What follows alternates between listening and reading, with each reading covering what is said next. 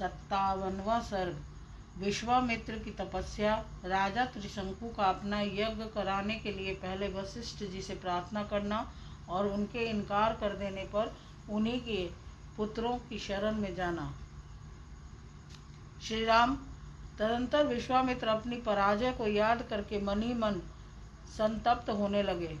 महात्मा वशिष्ठ के साथ बैर बांधकर महातपस्वी विश्वामित्र बारंबार लंबी सांस खींचते हुए अपनी रानी के साथ दक्षिण दिशा में जाकर अत्यंत उत्कृष्ट एवं भयंकर तपस्या करने लगे। वहां मन और इंद्रियों को वश में करके वे फल मूल का आहार करते तथा उत्तम तपस्या में लगे रहते थे। वहीं उनके हविष्यंद, मधुष्पंद, दृढ़नेत्र और महारथ नामक 4 पुत्र उत्पन्न हुए, जो सत्य और धर्म में तत्पर रहने वाले थे।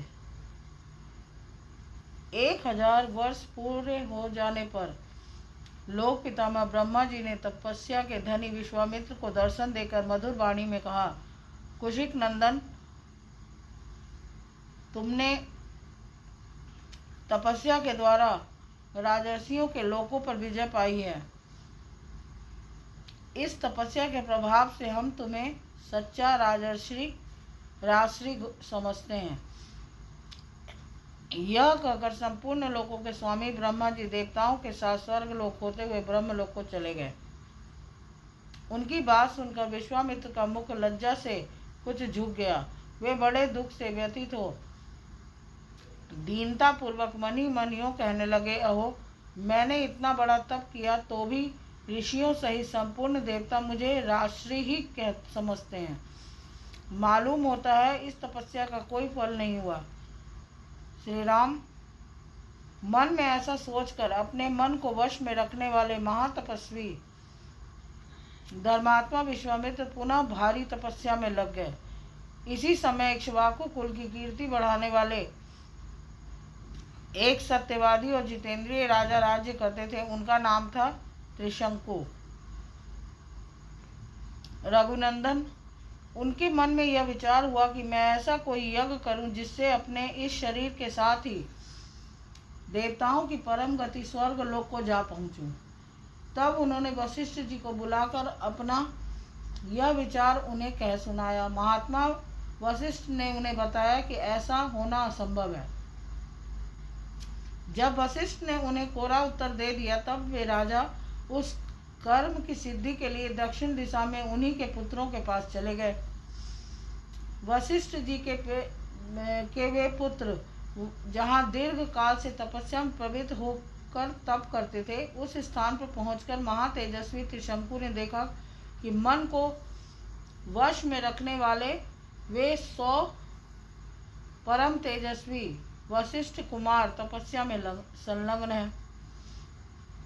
उन सभी महात्मा गुरुपुत्रों के पास जाकर उन्होंने क्रमशः उन्हें प्रणाम किया और लज्जा से अपने मुख को कुछ नीचा करके हाथ जोड़कर उन सब महात्माओं से कहा, गुरुपुत्रों, आप शरणागत वत्सल हैं।